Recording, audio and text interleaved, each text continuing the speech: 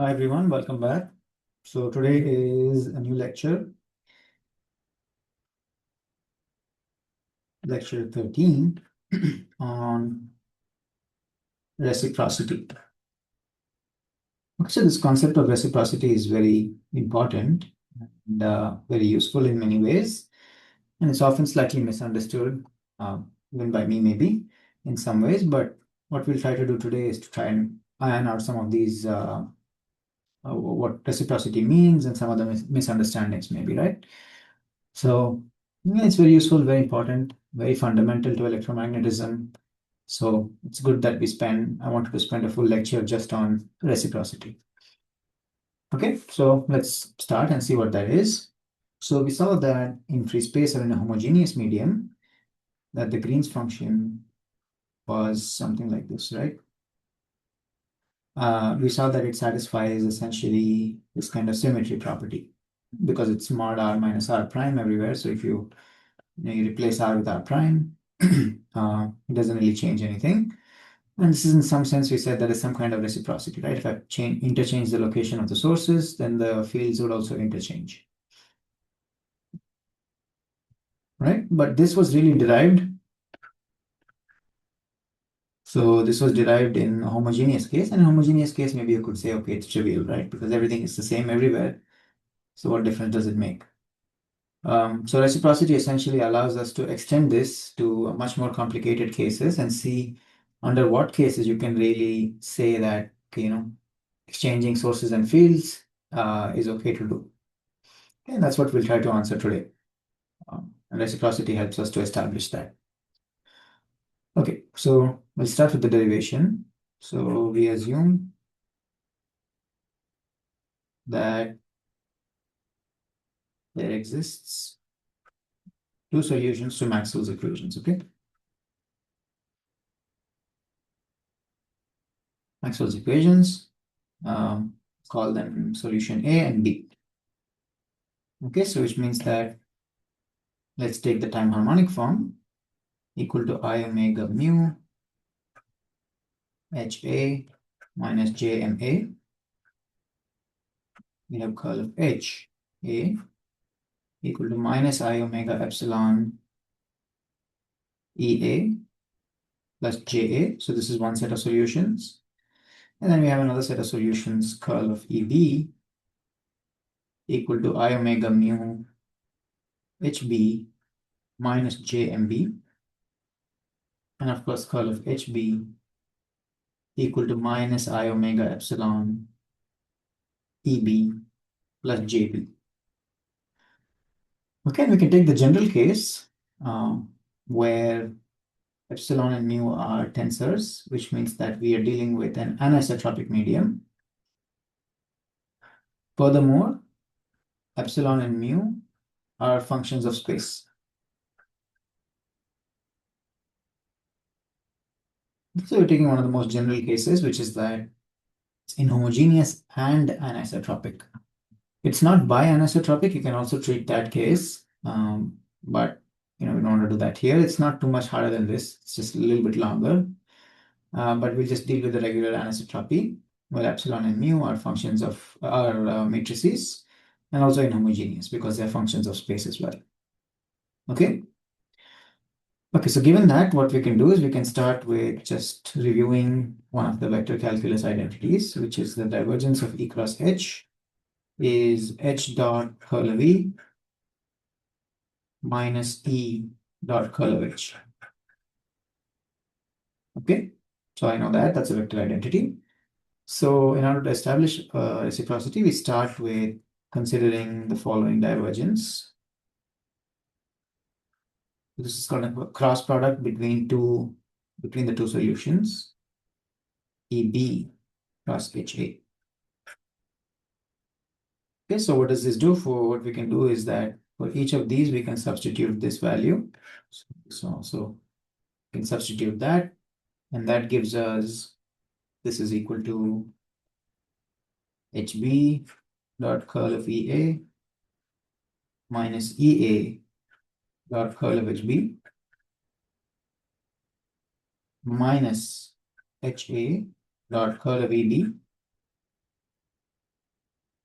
plus EB dot curl of HA. Right? So that's what we have. Now what I'll do is from my Maxwell's equations, I'll substitute all these curl values, these 4 curl values into this expression. Okay, so once you do that, what do you get? You get HB dotted with I omega mu tensor HA minus JMA, it's the first term, minus EA dotted with minus I omega epsilon tensor. This should be EP. EB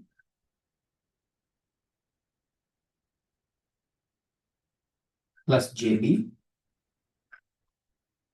minus HA I omega mu tensor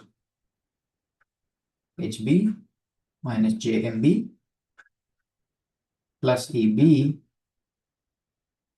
dot minus omega epsilon EA plus JA. Okay, so now if you look at these terms, this one and this one, they look very similar, right? So under what condition can we cancel them? That's what we want to see next. So we have essentially something that looks like HB dot mu tensor HA. So this is nothing but, so this is a column vector, this is a matrix. So this is a column vector, and you're dotting that with another vector. So I can rewrite this as nothing but HB transpose mu HA. That's exactly the dot product, right? We take them as column and row vectors. We can write this as HA transpose mu transpose HB whole transpose, right? Because when you distribute the transpose, you need to reorder them and also apply transpose to each of them. Now, if you look at this, this is nothing but a scalar quantity, right? It's a column vector times a row vector. This is also a scalar quantity, which means that the scalar quantity transpose is nothing but a scalar quantity. So this is nothing but equal to HA transpose mu transpose HB. Again, that's almost equal to this term. Right? So if mu transpose is equal to mu, then this is equal to this, and then that means that this is equal to this, and then we can cancel this, which means we can also cancel this. Right? So if mu transpose is equal to mu and epsilon transpose is equal to epsilon, then we can cancel these terms, this term, this term, this term, and this term. And then we're left with 4 terms. Right? RHS is, or let me just write the full equation again. Divergence of EA cross HB minus EB cross HA, which was the left-hand side, is now equal to minus EA dot JB minus HA dot JMB plus EB dot JA minus HB dot JMA. Okay, now that we have a divergence on the left, attempted to apply the divergence theorem. So we integrate and apply the divergence theorem. So that gives us surface integral over S of EA plus HB minus EB cross HA dotted with ds is equal to minus volume integral EA dot JB minus HA dot JMB dV plus volume integral EB dot JA minus HB dot JMA dB. Okay, and this is essentially the most general form of Lorentz reciprocity. This one. Okay, but this doesn't really look like what we wanted, right? What we wanted to say is that, okay, now if I interchange sources, the fields also get interchanged, something like that. So to do that, we need to kind of take special cases of this expression. And that's what we'll do next. So case one is if I'm in a source-free region. Then the right-hand side goes to 0 because all sources disappear. You don't have JA, JB, JMB, and JMA. So of course, that means that surface integral EA cross HB minus EB cross HA dot ds is equal to 0. But this is actually not a trivial result. So what is this trying to say? So let's take maybe an example. Let's say I have an antenna and another antenna. So in first case, I excite a current here, JA, and I'm observing the fields here, space, EAHA, okay, EAHA. And then in another case, I excite the current here, JB, and then I'm observing EB, HB. Okay, if I consider the volume to be the volume that doesn't contain the sources, so this volume, or any volume that doesn't contain the sources, then these fields, even though they come from two different current sources, must satisfy this integral, which means that on this surface, if you do EA cross HB minus EB cross HA, that should be 0. That's not really a trivial result at all, right? It's quite a non-trivial result. But it's kind of interesting that that is the case. Okay, so that's the first case. So then we move on to case 2, which is when S goes to infinity and it is a sphere. Okay, so I take a large sphere and I send it off to infinity. Then we know that, basically you're very far away. So the fields on the surface are TEM, right? Surface fields are TEM to R hat, right? Essentially. So propagation direction is R hat. E and H are tangential to R hat and also normal to R hat and also normal to each other. So then if you look at this argument of EA cross HB minus EB cross HA, this whole thing is dotted with DS. That's nothing but R hat DS, right? And this is nothing but EA dotted with HB cross R hat from a vector identity minus EB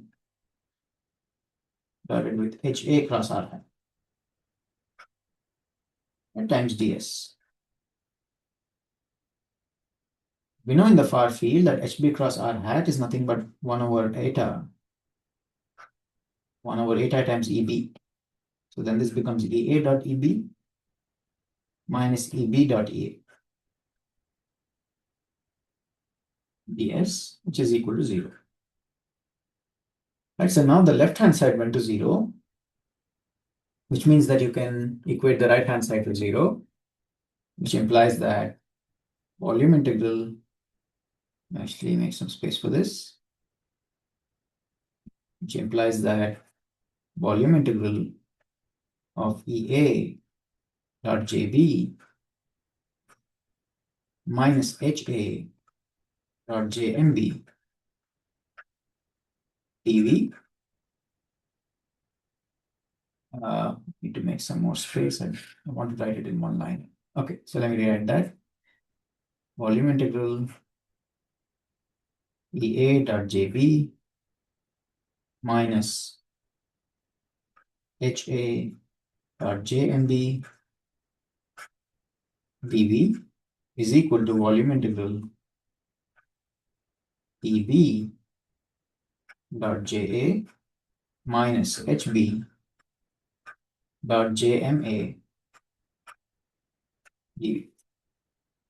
So that's essentially like equating the right-hand side to 0. And that's what we get. Okay, so this is exactly what we're looking for, in fact. So we'll see why. So now I take this case. I take current source here, and I'm looking at the field there. So let's say this is some JA, point current, and that produces field EA. And then now I also look at field here, EB, when I have a current here, JB. And that's exactly what we wanted to establish. So let's do that. So I will write JA, since it's a point current, it's nothing but I naught delta LA.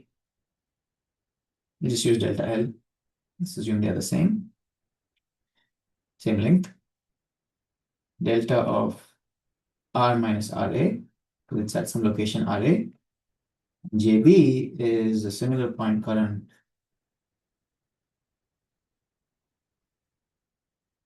Okay, let's just call them A and B. Delta of R minus RB. So when I substitute these into this integral, of course, this is 0 and this is 0.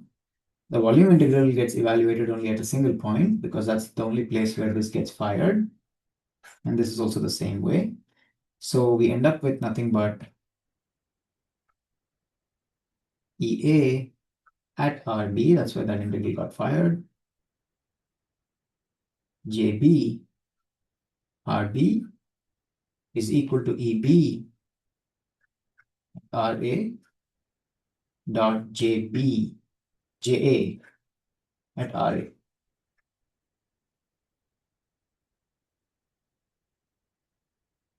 That deserves a good box.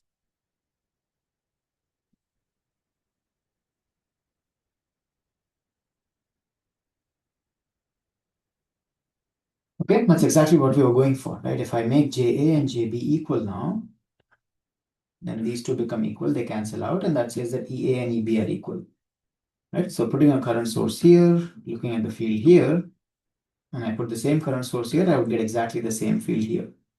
And this is irrelevant. It doesn't have to be in free space. You can have a very complicated medium here. It can be, metals, dielectrics, all kinds of stuff. And we'll see later in today's lecture under what condition this breaks down. But for symmetric medium tensors and inhomogeneous media, this is true. So keep in mind that this is for a symmetric tensor. It's not conjugate symmetric. So this is not a Hermitian conjugate. This is just a regular transpose, right? So epsilon can be complex, but you should take only the transpose, not the conjugate transpose, for reciprocity to hold. Okay? And from this, it's fairly easy to prove that this is essentially equivalent to having a two-port system where Z21 is equal to Z12. Okay, so we can look at that for one example. So let's say I have some kind of an antenna,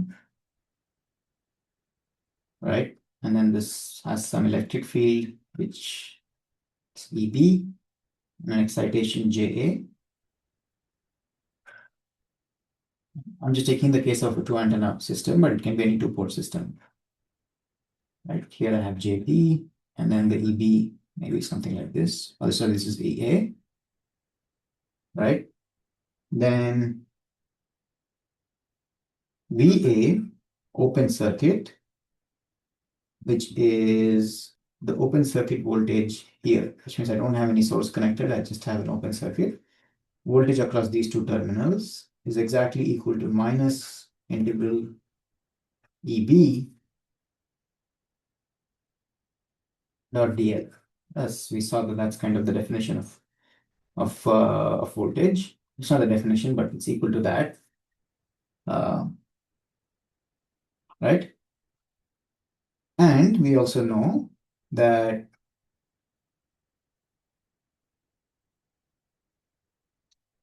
VA open circuit times IA is equal to VB open circuit times IB from reciprocity. And this is fairly easy to establish. So we just established that in fact, right? EBIJ. Integral, if EB times JA is equal to JB times EA, that's nothing but, I put this term in here, and that's VA times IA is equal to VB times IB, the open circuit case. Okay, and we also know that VA open circuit is nothing but ZAB IB by definition. That's what VA is. We have VA is equal to ZAB IB or ZAA IA. That's the definition of ZAB. ZAA IA, that's ZAB IB. And when it's open circuit, this part goes to 0 because IA is 0. And that's the definition of VA open circuit in terms of ZAB, or you can think of it as the definition of ZAB. So we have that, and we also have VB open circuit is ZBA IA. Right, so we have essentially these relationships. So now all I need to do is substitute this into this, substitute this into that, and the IA, IB cancel out, and you get ZAB equal to ZBA. Or Z12 equal to Z21, which is a more popular form. You can show that this is nothing but identical, or you can prove from this that S2 in terms of S parameters, reciprocity says that S21 equal to S12. Okay? All right. So that's essentially one of the applications of reciprocity, is to prove that in circuits, the fact that mutual impedances are equal for a two-port system, you can use Lorentz reciprocity to prove that. Here there are a few more things we can prove. So we can prove that the applications, antenna radiation pattern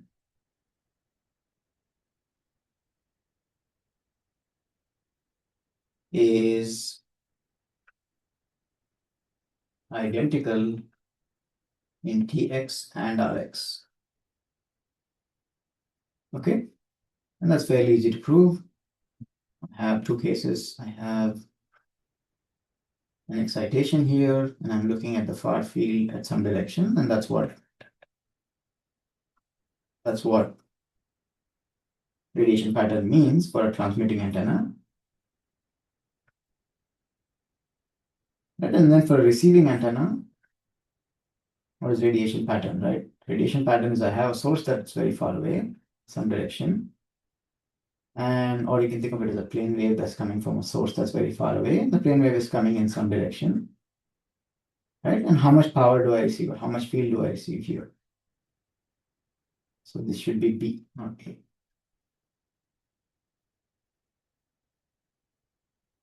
So based on this definition of radiation pattern for transmitter and receiver, the fact that they are equal, or the radiation patterns are equal, is kind of trivial from Lorentz reciprocity. Right? We already established that if you just place JA, take JA and place it here, then EB will be equal to EA, right? Which means the radiation patterns will be equal. Okay. What else can we prove? We can also prove that tangential impressed currents, let me say,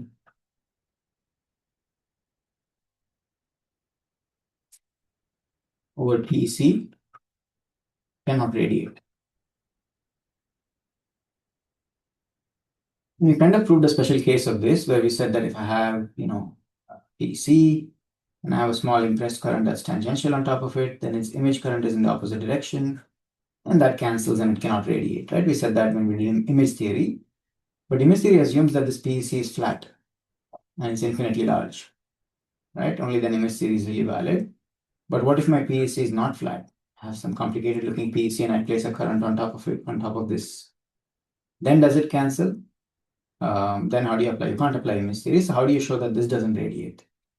And the simple way to show it is using reciprocity. So if I place a current here and I want to look at the field somewhere far away, EA, JA, all I need to do is place a current here instead, say same direction, tangential to this current, original current, same direction as the original current.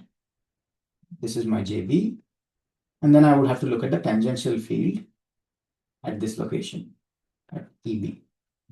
But I know from boundary conditions on a PEC that EB must be 0. And if EB is 0, then that means that EB dot JA is 0, and I know JB is not 0, which means EA must be 0. So that's a trivial proof. Let's say EA equal to 0, which means that a current placed over a PEC cannot radiate. And you can do the same thing for image current, magnetic currents over PMC.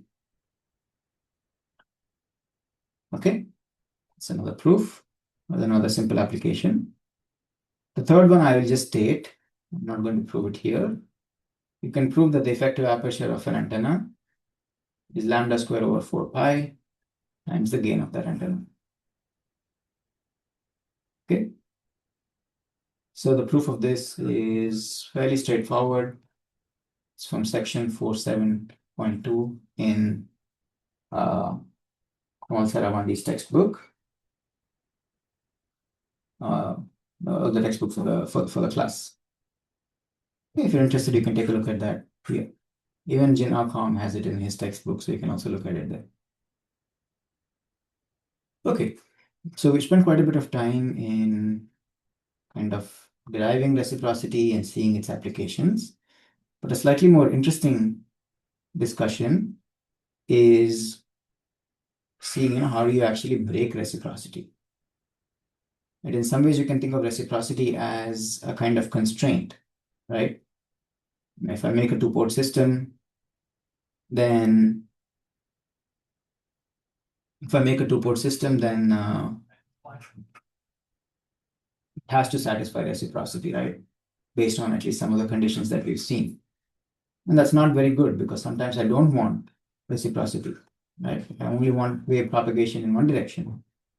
So let's take examples of this. So one example is an isolator.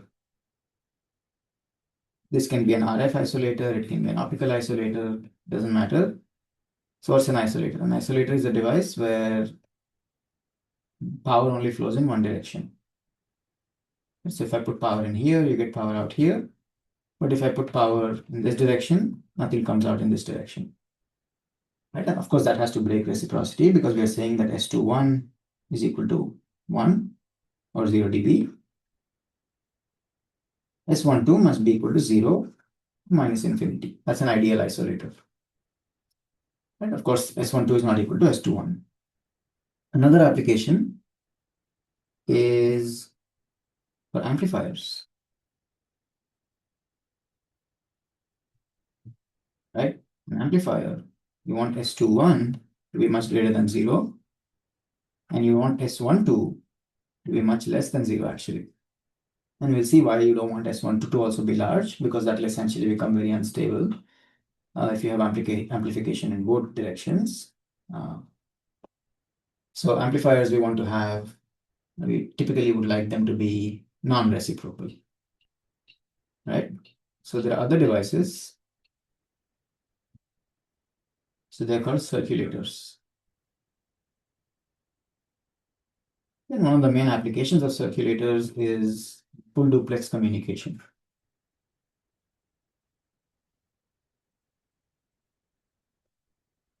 Or sometimes you can also think of it as simultaneous transmit and receive stuff. So what's the idea here, right? Full duplex communication basically means that I have a transmitter, let's say power amplifier, that's connected to my transmit antenna. I have a receiver, which is connected to an LNA, right? A low noise amplifier. So this is, let's say, receiver, this is transmitter. But typically a transmitter transmits a lot of power. This can be maybe 30 dBm. It's very large, right? But what comes into your receiver is actually very small. It's maybe minus 100 dB, right? Because you're transmitting to something that's far away. But when you have free space propagation from this far away device, let's say you have a cell phone somewhere very far away, that's radiating something, and you want to pick it up at the cell tower. And that would be very, very attenuated, right? Which means that there is about 130 dB of difference between these two. And that's huge. That's 13 orders of magnitude, right? That's massive. So what does that mean? That means that if I want to make a system that can simultaneously transmit and receive at the same frequency, then I cannot use filters. I cannot use, time division multiplexing, because I want to transmit at the same time at the same frequency, right? Then you need to have very high isolation. We want high isolation of at least 130 dB, right? Or maybe more. If you want to really receive a signal and not get corrupted by this leakage. But in a true full duplex system, you also want to use a single antenna for transmit and receive. And that's like the holy grail of full duplex communication, or even radar, really. Right? You have an antenna, it's both doing TX and RX. We just saw that an antenna can be transmitter and receiver and have the same radiation pattern. So ideally, we want to use a single antenna that saves a lot of real estate, saves money. And everyone wants to shrink antennas these days, right? For your earphones or for your smartwatch, for Bluetooth, Wi-Fi, cell phones, iPads, and so on and so forth. Every wireless device has some kind of antenna on it. And ideally, it has some communication or sensing protocol, which means that it has two antennas, and you ideally want to just make it one antenna. So if you can really solve this problem in a very elegant way, you can really make a lot of money and make a big difference, right? So it's a big, important problem. So, okay, I have TX and RX. What do you do with that? Right? What you want is a device known as a circulator. It's kind of the symbol. We'll explain what it is. It's a 3-port device. So one port goes into an LNA, and the other port goes into a PA transmitter. This is your PA, power amplifier. Right, so what is this circulator? It's called a 3-port device called a circulator, right? So circulator is a device where if the power comes in from here, it sends all of it to this port, gets radiated out. Any power that comes in here, it sends to this port and gets radiated out. Power goes into the LNA. And there is basically an ideal circulator has no coupling between these two ports. Okay, so how does reciprocity come into this? Essentially, there's a theorem which says that if I have a 3-port device,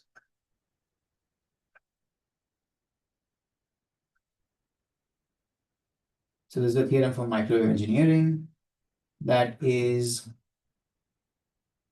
lossless and matched at all ports.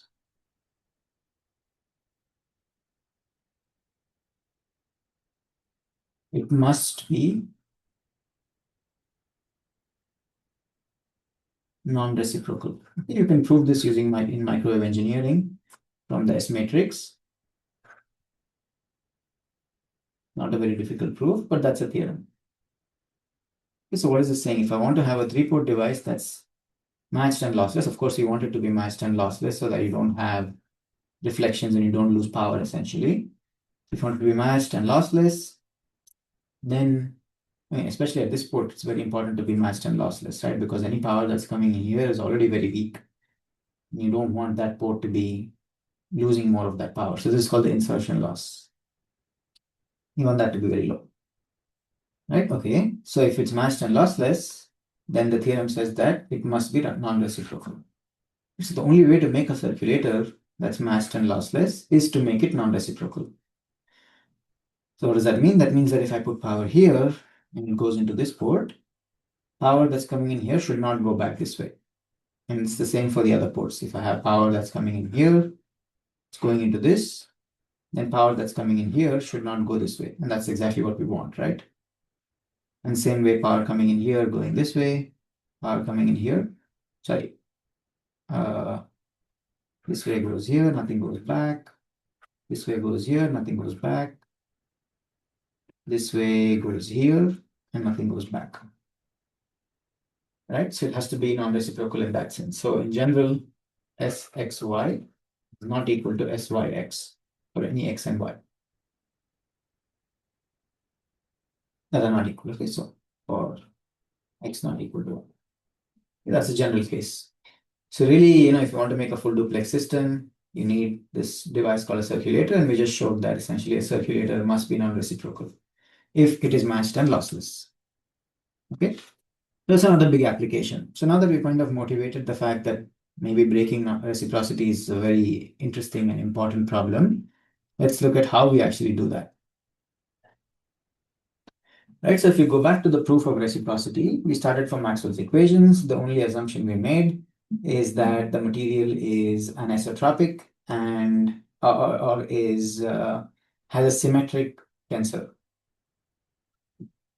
Right, so of course, one way to break reciprocity is to make that tensor not symmetric, or transpose is not equal to itself. But we'll get to that. So two more assumptions we made kind of implicitly is that we also assume the material is linear, right? Because we just use epsilon, a linear epsilon. We didn't use any higher order epsilon. And we also assumed it's time invariant, which means that the material doesn't have any time dependence, right? It's kind of fixed in time. Epsilon and mu are not changing with time. So these two assumptions also are kind of implicit in our derivation of reciprocity. Okay. So to break reciprocity, essentially, we have to break one of these assumptions. So the first way to do it is to use nonlinearity.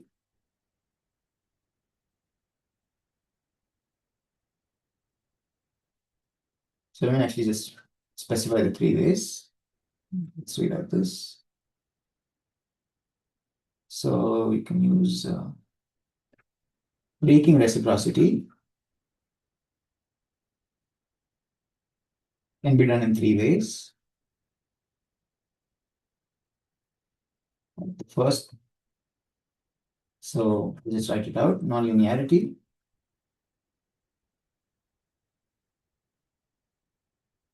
Time variation, or non-symmetric anisotropic. Okay. Okay. So I should say that these are not all of them. So any of them. So they are necessary conditions, which means that one of them has to be true in order to break reciprocity,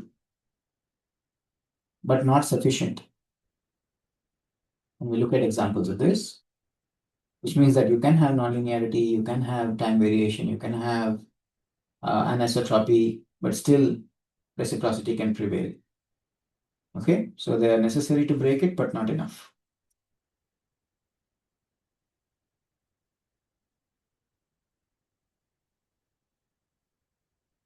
I guess I should say that non-symmetric anisotropy is enough, is sufficient as well, but anisotropy alone is not enough. And then we'll look at that again. Okay, so let's take examples and look at sort of an intuitive approach to seeing how they can contribute to non-reciprocity. So we'll start with nonlinearity. Right? Okay, so reciprocity essentially says what? It says that perhaps a medium, let's just take a rectangular medium. And then I'll say that, okay, this medium has some complicated structure,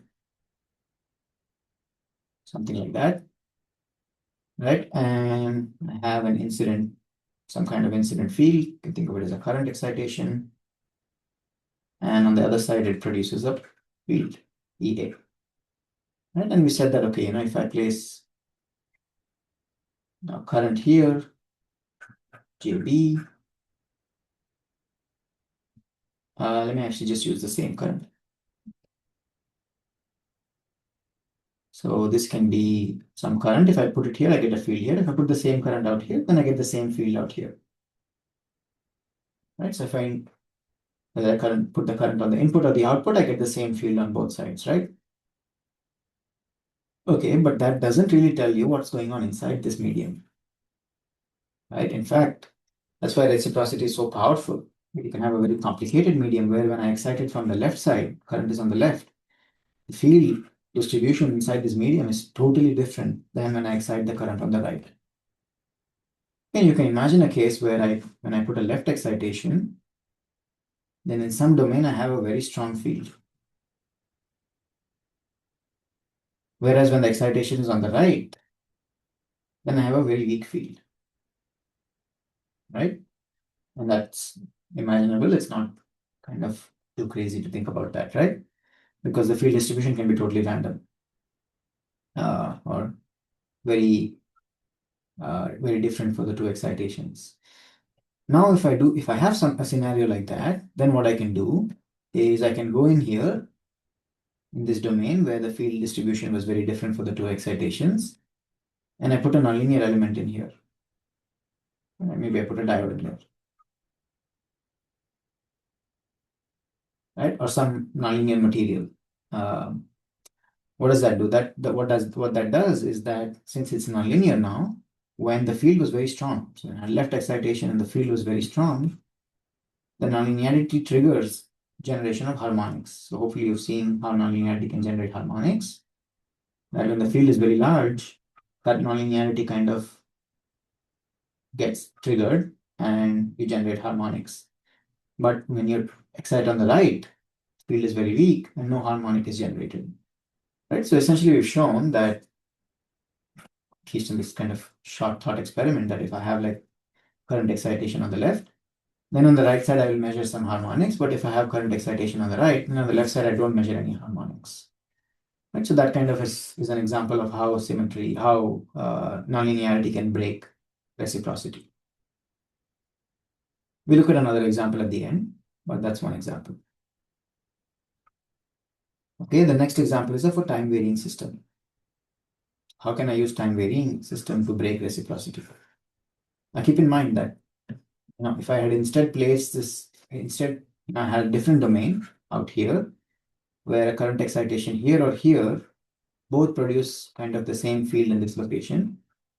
Then if I place my nonlinear element here, then I would still have the same harmonics and maybe I would get the same field on both sides. Right? So it's not just about putting some nonlinear element somewhere. You need to put it correctly so that you can exploit it to break reciprocity. If I had put it here instead, then it would not break reciprocity. Right? So that's one example of how a nonlinear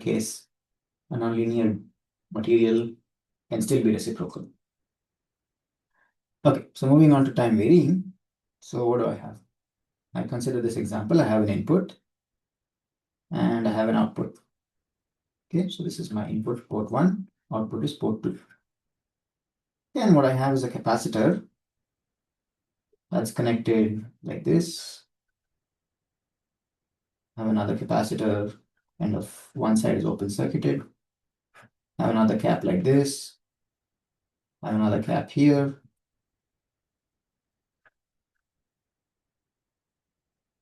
And then I have another capacitance connected here. Basically a ring of capacitors like this. And this last capacitor, I'll say, is terminated in some impedance. Yeah, like a matched impedance. Okay, now what I do is I rotate this wheel of capacitors around. Okay, so that becomes a time varying system because the system is changing in time. So what does this do? So if I have a signal that's coming in, some signal that's coming in, right? What these capacitors are doing is that they sample this signal and then this capacitor moves there, then the next capacitor comes and samples it at the next location, next capacitor samples at the next location, next capacitor samples at the next location, and so on, as the signal is coming in. And then as they reach the output, then that sampled part comes out into the output. Right? So at the output, I have a sampled version of this signal. So let's just say it's the signal, right? Or some signal coming out, some signal at the output. Right? So just to reiterate, I have this capacitor bank that's rotating mechanically around the loop, around the circle. And any signal that comes in here gets sampled onto these capacitors, propagates to the output. But whatever signal was not propagated into the output, whatever leftover signal goes around, and when that each capacitor reaches the resistor, it gets dissipated in this resistor. Okay, nothing is left after that resistor. So obviously this system is time varying, but clearly it's also reciprocal. Right? Any signal that came in here, the energy is carried out to the output. But if I have a signal coming in from the output that goes in here and gets dissipated in the resistor, it doesn't go back into the input, right? Because of this kind of termination that I have here. So this is exactly an example of a time varying system that is indeed non-reciprocal, right? And this is actually one of the more popular ways of making non-reciprocal devices on chip. And this is called an N-path filter.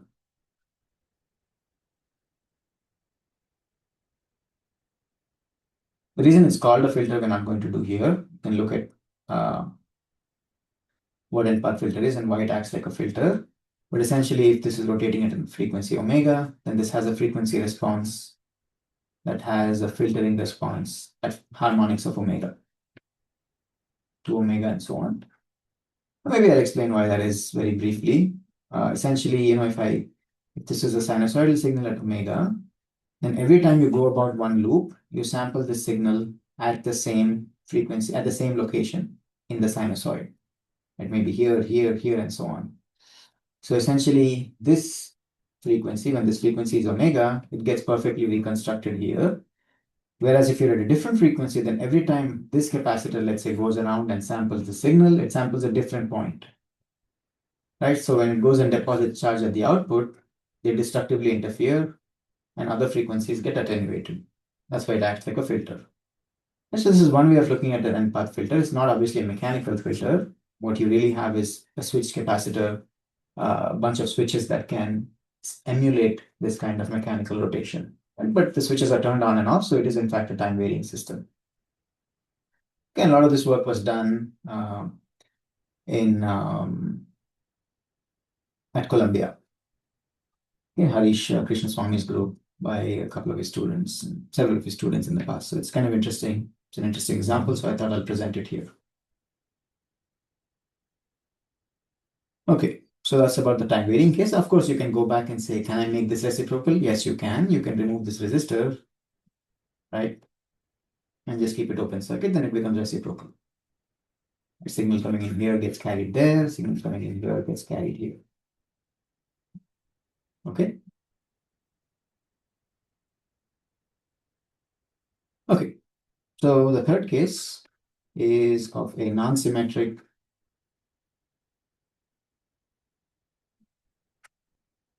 anisotropic. Okay, this is sort of the more traditional way of making a non-reciprocal device. And one example of that is to use a magnetic bias. So if you actually go back and look at these old microwave circulators and isolators, they have some kind of a magnetic bias, like a permanent magnet, basically. A large permanent magnet that produces a DC magnetic field, and we'll see that a DC magnetic field can generate a non-reciprocal response in a medium. Okay? Okay, how does that happen? So again, we'll use a more intuitive approach to understand this rather than deriving a bunch of equations. So, okay, let's do that. So let's say I have, some kind of a pipe, big dielectric cylinder. That, and I have an incoming electromagnetic wave that has electric field like that. We'll ignore the magnetic field for now, but it exists. Okay, and I'll say this propagation direction is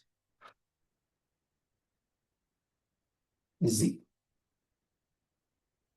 hat. And in the same z hat, I also have a B field. So I have a DC magnetic field along this direction. So I have a magnetic bias, basically. Permanent magnet that gives me this DC magnetic field in that direction. Okay, and this is a dielectric medium, some dielectric medium, epsilon and mu. So what's going to happen, right? When I have this kind of a situation, let's try to understand this intuitively. So we know that I have an incoming electric field. So the electric field is basically oscillating. So let's say this is along y hat, right? So it's oscillating along y hat, back and forth, and that's the incident field. It comes in, and when it enters the medium, what does it do? Right? It creates a small dipole moment at each molecule or atom, right? And that's what we looked at when we did wave matter interactions with the Lorentz model. That each atom essentially behaves like a charge, bound charge, or each molecule behaves like a bound charge that oscillates back and forth at every location. Right? That is assuming, okay, this magnetic field is off, then it's that each. Then if I look at this from this direction, I'll put a coordinate system down. So now I'm looking at it from front. Okay, where I have this is X, this is Y, and then Z is into the page. This crosses into the page. So that's my coordinate system.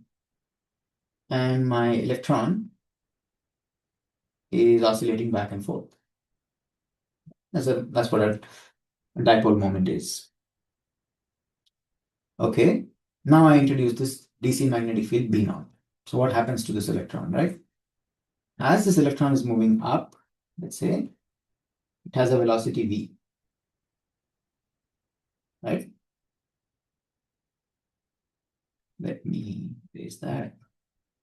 So let's just say this electron is moving up. So this electron has a velocity going upward, right? Once it starts to move up, the magnetic bias introduces a Lorentz force on this electron, right? V cross B. And V cross B is Y cross Z. Y cross Z is along X. And since this is an electron, it actually goes in the other direction, right? So this electron starts to experience a force in this direction, okay? And you can kind of convince yourself that, okay, once it starts moving in that direction, then, it starts to, the force rotates along with it.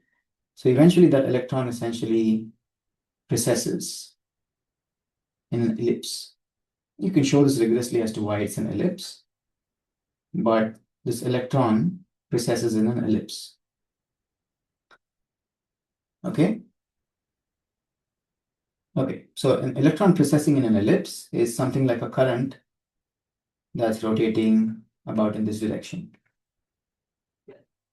Right? So this, you can think of it as a small current that's rotating in that direction.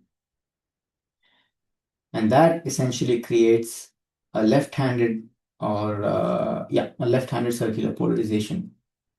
Okay, so the scattered field, which is the incident, which is produced from the incident field. So the scattered field is essentially produced by these.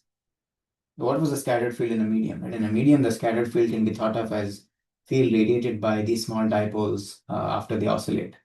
Instead of oscillating back and forth, now this dipole is kind of making a small loop, elliptical loop, which means it generates an electric field also that has some circulation, right?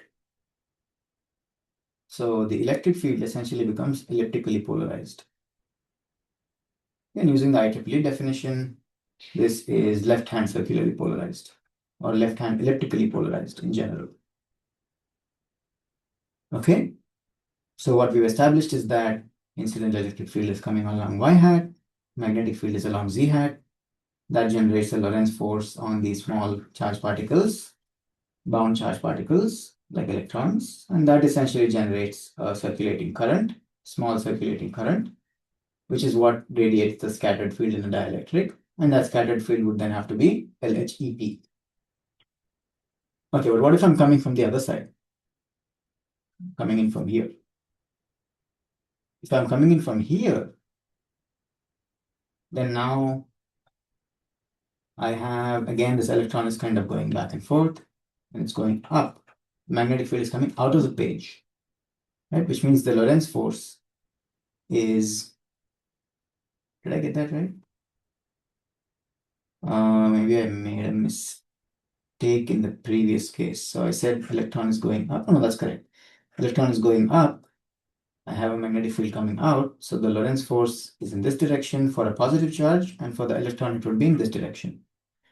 Right? So in the backward, when the wave is coming in from here, going in that direction, then looking in from here, you will see the electron kind of doing that, right? But what is this? Electron doing this means that the current, so this is for k hat propagation.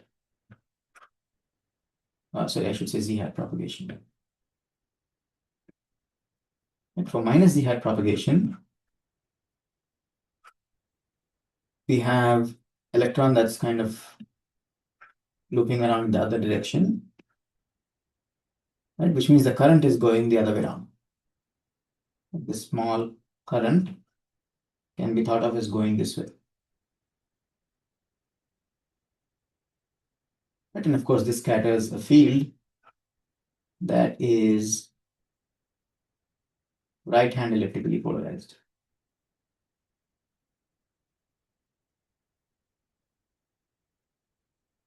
Okay, so that is essentially establishes non-reciprocity. Right? If I'm coming in from one direction, I get right-hand circular polarization, and if I come from the other direction, I see left-hand circular polarization. How does this actually look in terms of anisotropic, the tensor the material tensor? So the material tensor for such a medium looks something like this. Mu x, let's say, mu y, mu z. So this is for the case when there was no bias. Let's say I had some kind of anisotropic medium, which has zeros everywhere.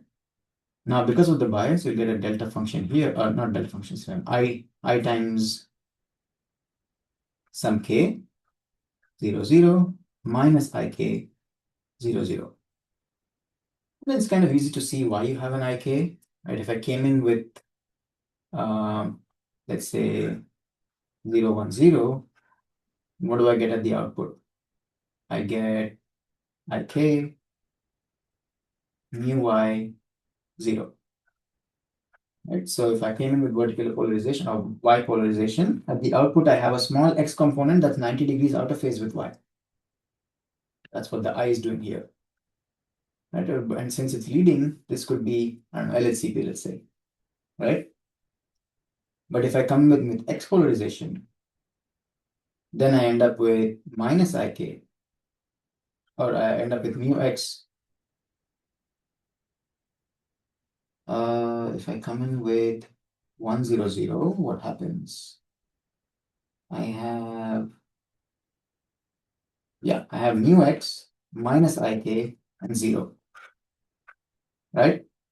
So that can be a different polarization. So that's why you have a plus and a minus here and here. Okay. So this is called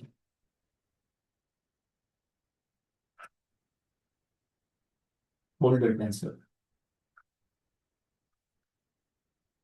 Okay, and the medium is called a gyrotropic medium.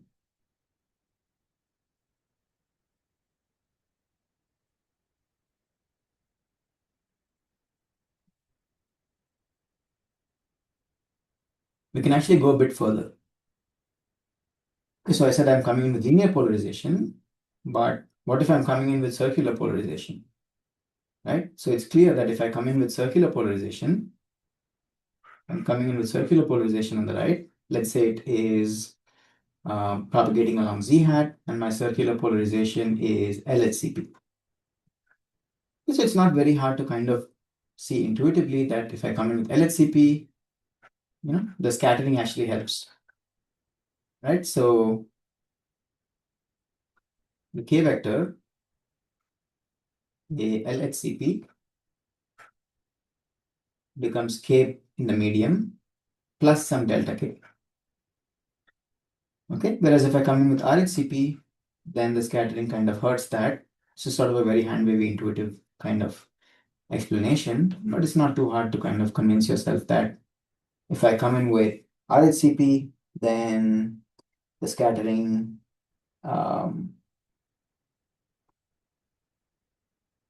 kind of negates, or not negates, but the right way to think about it is that you have a scattered field that is slightly phase shifted, and because it's slightly phase shifted and canceling the incident field, it introduces a slowdown in the propagation of the wave.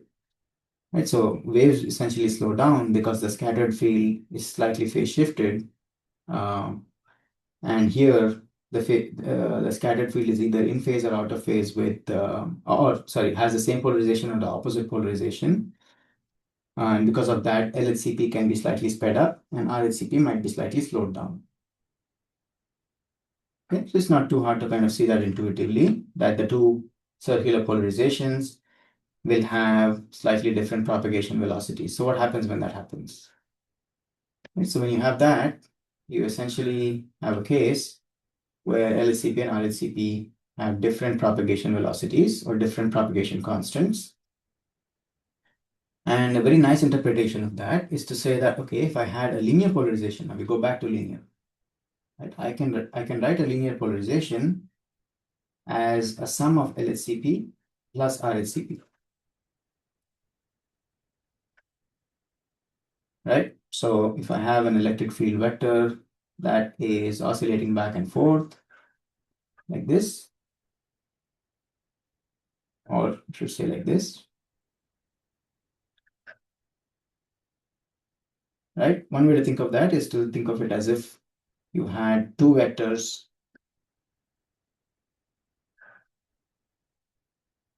like that, and they both are rotating, and you're taking the summation of both of them. Right? So this one is rotating this way, this one is rotating this way. And so this is maybe RHCP and LHCP. And when I take a sum of two vectors that are rotating at the same speed, right? If they're rotating at the same speed, then the x components cancel. So let's say this is x, this is y, and you're left with only y. So essentially, linear polarization can be written as a combination of LHCP and RHCP. Under that scenario, now this is only when they both are rotating at the same speed, right? Whereas when the wavelength is different, as you propagate through the medium, one of them rotates a little bit faster than the other one. So what does that do? That means that, okay, I have this one. When I add the other one, I got back on the y-axis at this point. But now if this one has rotated and this one did not rotate by the same amount, so let's say this one rotated to this point and the other one did not rotate to cancel out what you had, then you would end up at a slightly off-axis point here. Now the other one has gotten a little bit faster. The one is still out there. This one has gotten faster. This one is out here. So what you'll end up with is a vector that rotates around this axis at a very slow speed. And that speed at which this vector rotates around is given by the speed difference between this vector and this vector, or the frequency difference between that. Right? So essentially, you get a linear polarization that rotates with time. It's not circular, right? It's something that's, it's doing this, and then slowly it does that, and then it does that, and then it does that, and then it does that, and then it does that. Right? So all points it's still linear, but as it's propagating, that linear polarization is rotating. And that is called Faraday rotation.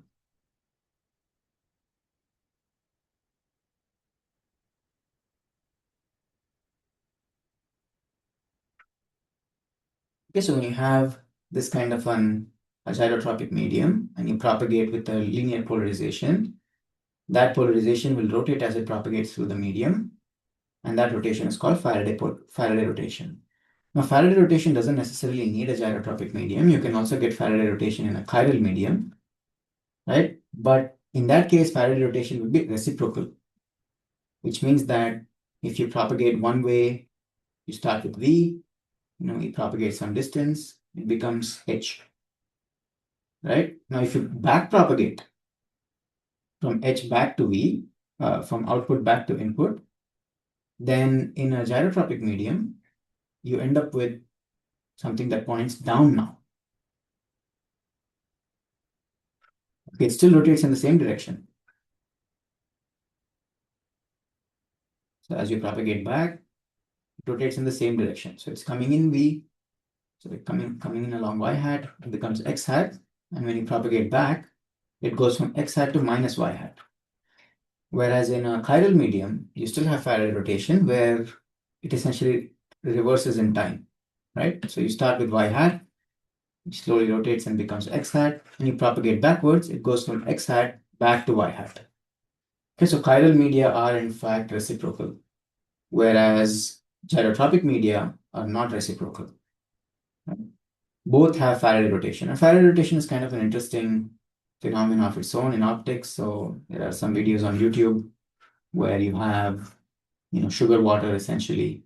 You pass white light through it. So 3 Blue, 1 Brown, Steve Mould have good videos on this. You can watch those. So you pass white light, linearly polarized white light. And what ends up happening is that you'll see kind of these spirals of different colors. So maybe I should do it in a different color. So you'll see one spiral like that of blue, and then maybe you'll see a different color at a different location. So why does Faraday rotation cause that, right? Because if you think about just one polarization and one frequency, then as this polarization is rotating, so let's say you have V polarization. If I look at it from the side, this is my eye, then I see some radiation from this, right? Because I have a dipole essentially that's radiating out like that. But when that polarization has rotated to this direction, that's a dipole in that direction, and that doesn't have any radiation in this direction. But we saw that this would have a dipole radiation field that looks like that. So as that polarization is rotating, in some parts you will see it because you're looking at it from the side, some parts it disappears, and again you'll see it, then again it disappears, then again you'll see it, again it disappears. And because this medium is dispersive, different colors will have different locations. Since they're propagating at different speeds, essentially, they'll have different locations where you have maxima and minima in colors. So you'll see this basically colors spread out and rotate around. That's kind of the explanation.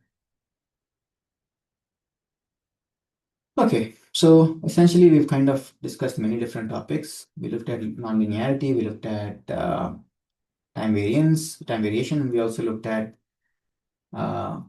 non-symmetric anisotropy. And we saw they can all give non-reciprocity.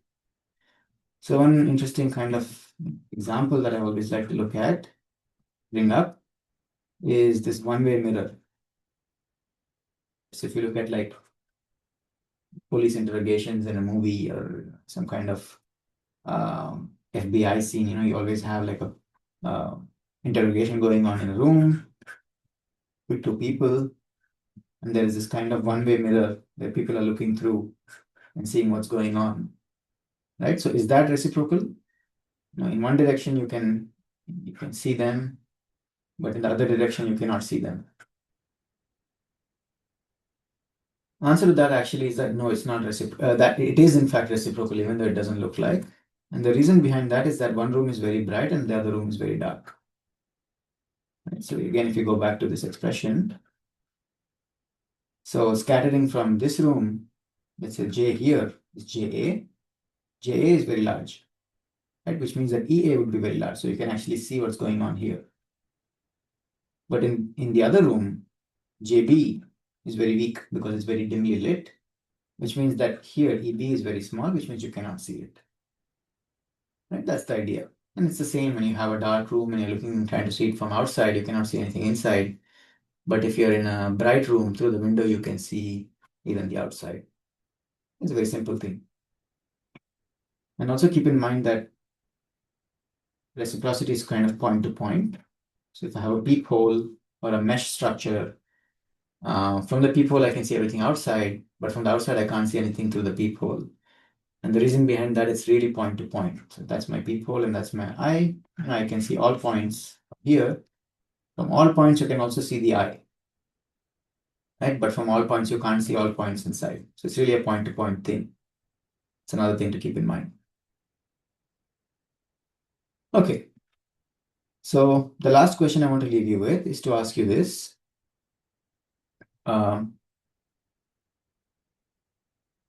Maybe there's one more topic I want to cover very quickly, and that's called time reversal symmetry, because it is really closely related to reciprocity. I want to kind of at least mention it because it's important. So time reversal symmetry, very loosely speaking, is that if I play back time, so time is going this way. If I play back time, does the problem look the same? Okay, so I reverse time and I look at the problem. Does the solution to Maxwell's equations look the same? Okay, so if I do have time reversal symmetry, that guarantees reciprocity. Okay, so one way to think about it is I have some medium. I forward propagate time, signal propagates that way. If I reverse the time, signal looks like it's propagating this way. And so, of course, it's the same as I put an excitation here and the signal propagates this way. And that's why it gives reciprocity, guarantees that. Okay, the opposite is not true. What is true, in fact, you can apply contrapositive to this. You can show that non-reciprocity guarantees time reversal symmetry breaking. So if I have a non-reciprocal system, time reversal symmetry must be broken. An interesting question is to ask, does time reversal symmetry breaking imply non-reciprocity?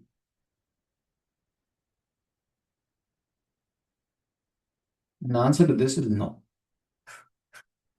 Okay, a simple example is the lossy medium.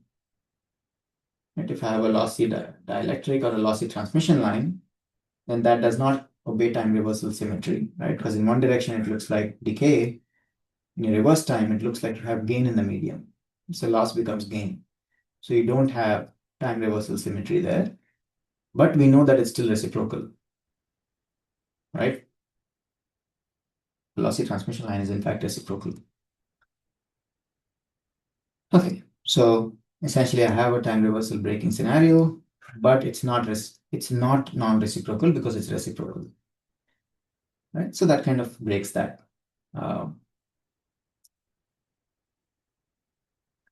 Another question that is interesting is to ask, are all amplifiers, if I have gain instead of loss, all amplifiers are non-reciprocal? Is that true? The answer to this question is also no. You can have amplifiers that are reciprocal, which means you have gain in both directions. Gain medium in a laser is one example, but also you can think about like a distributed amplifier. That's another example. Or even a negative resistance amplifier is also, or what is sometimes known as a reflection amplifier, right? Because you essentially apply a negative load, a negative resistance load to the end of a transmission line. And the reflection is greater than the incident signal or the incident wave. Okay, so these are all examples of linear systems because they're essentially it's a resistor or a transmission line that has gain or a medium that has gain. And they are all gain amplifiers, but they are reciprocal. Okay. Okay, one last question is in a, let's say, common source amplifier, where does the non-reciprocity come from?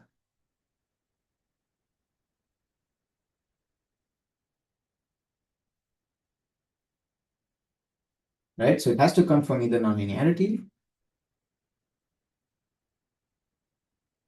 has to come from time variation, because we know that S12 and S21 are totally different in a common source amplifier or any kind of op-amp amplifier, right? Or it has to come from anisotropy. Right? Which of these gives you the non-reciprocal behavior in a common source amplifier? Okay, and this is not so simple. Actually, it is kind of simple, but often overlooked. And people will immediately say that, okay, time variation cannot be true, and that's correct. The transistor is not time varying. It can be modeled as some kind of time varying system under some conditions, but in a small signal model of a common source amplifier, it is not time varying. And it's actually also not anisotropic. There's nothing in there that's really giving you this kind of non-symmetric anisotropic behavior. It is really nonlinearity. We have to investigate. Okay, but what is nonlinear there, right? Of course, transistor itself is nonlinear, but that is not what is giving you anisotropy. Sorry, no, that is not what is giving you non-reciprocity.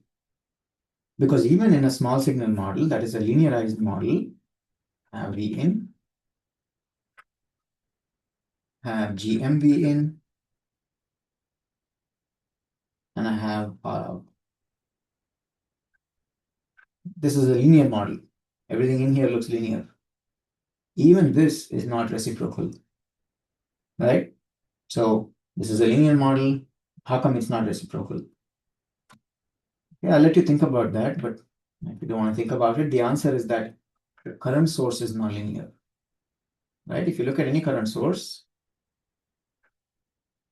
its VI characteristic is this. It's a straight line, right? And that is not linear, even though it's a straight line, right? Linear means it has to pass through the origin and be a straight line. And that goes back to applying superposition. And you can show that this is actually what is called as affine. It's not linear. It doesn't obey superposition. So another way to say that is that, if I have an output voltage that's changing,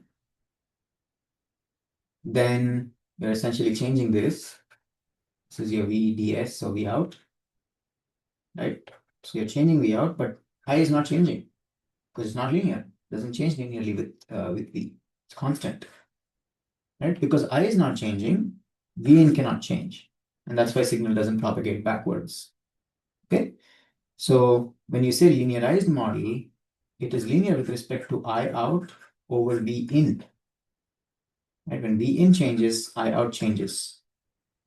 Right? But it's not linear with respect to when you consider I out over V out. Right? So if you look at the total propagation, you have to go from V in to I out and I out to V out. The first part is linear, but the second part is not linear. Okay, so whenever we say linear circuits, we are really talking about the linearity of the R, L, and C. That the sources, voltage and current sources are both they're not linear. Yeah, it's kind of a subtle point, but often kind of forgotten or overlooked. And I just wanted to kind of mention that. And that current source is really where the nonlinearity comes in, even though it doesn't look very nonlinear. It looks like a straight line, but it is in fact, strictly speaking, nonlinear. And that's why a transistor can give you gain and become an amplifier and be used as a non-reciprocal device. Okay, so that basically concludes everything I wanted to discuss with reciprocity. It's very fundamental, very broad, it has many applications and so on. So hopefully that was interesting. If you have any questions, you can leave them in the comments. If not, I will see you in the next one. Thank you.